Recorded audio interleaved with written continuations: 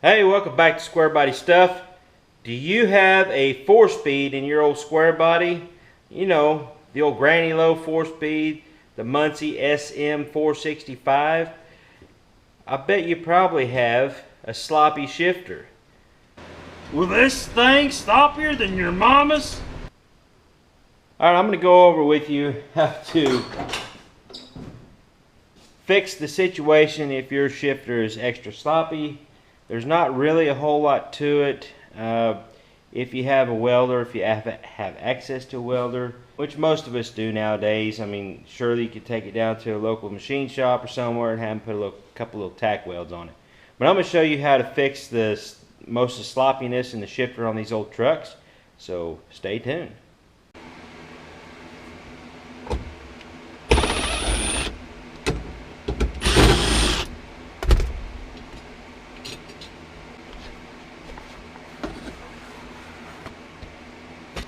Easiest way to get these shifters out, of course, just put it in neutral.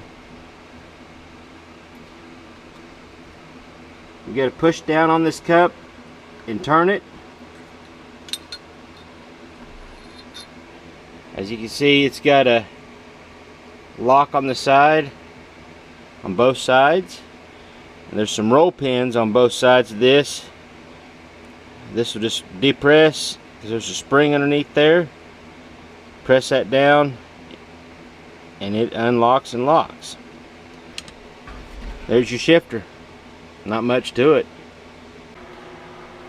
Now, one thing you've got to look for if you do have a loose and sloppy shifter is make sure that these roll pins are good and tight. Now this one, they're good and tight. Now if they're loose, you may have to address that situation. I'm not really sure of the good fix. I haven't ever had to really deal with it yet. Other than that, I do have one truck that does have a loose roll pin, but it really doesn't affect it a whole lot. It just kind of slides in and out sometimes. Not a huge deal, but I guess a guy could probably pull that roll pin out and machine a bolt to the same diameter as that roll pin and thread that hole and thread that bolt in there to where this is, you know, round and holds that shifter in right. Alright, 9 times out of 10, the biggest problem with your loose and sloppy shifter is the end of your shifter is wobbling around like that. You got a roll pin right there. It's supposed to have a plastic sleeve that goes around this.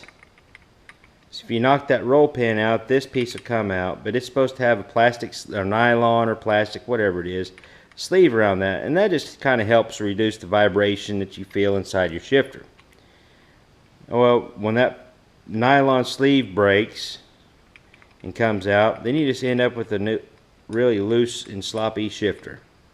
And then put a tack weld there, put a tack weld and just weld it solid. Once you weld it up solid, slip it back in and that will tighten up your shifter. First thing I'm going to do is degrease it real good with some brake clean. Alright, now we got it all cleaned off. I also put on my wire wheel to kind of get all the paint off of it. I'm going to hold it back like so, get to the angle I want.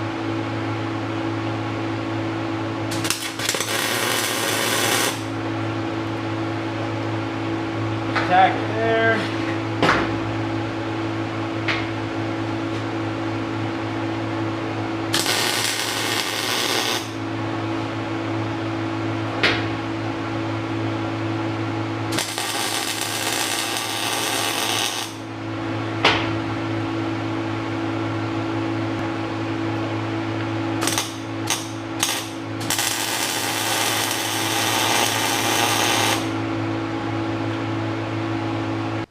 Now there's another thing I want to note and point out is sometimes you can see this weld right here. It's just kind of a spot weld on each side. It's supposed to hold this.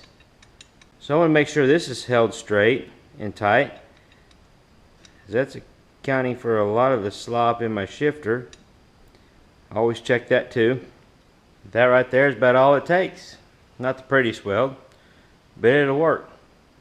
Obviously, installation is pretty much reverse of removal. Just slide it back in, make sure you got it in the neutral position. Put your spring on. That cup on. Your retainer on. Push it down, turn it. You still have a little bit of slop, but not near as much as what you had before. That's not going to take all of the slop out of your shifter. It's going to take the majority of it out. If you want to see more of what I've got going on with this truck, check in the description below. Click the link to the playlist on Squeaky. And if you like what you see here, hit that subscribe button. I'm not sure which side it's going to be on. And check the videos. They'll be on the opposite side. And until next time, we'll catch you later. You all keep them square bodies rolling.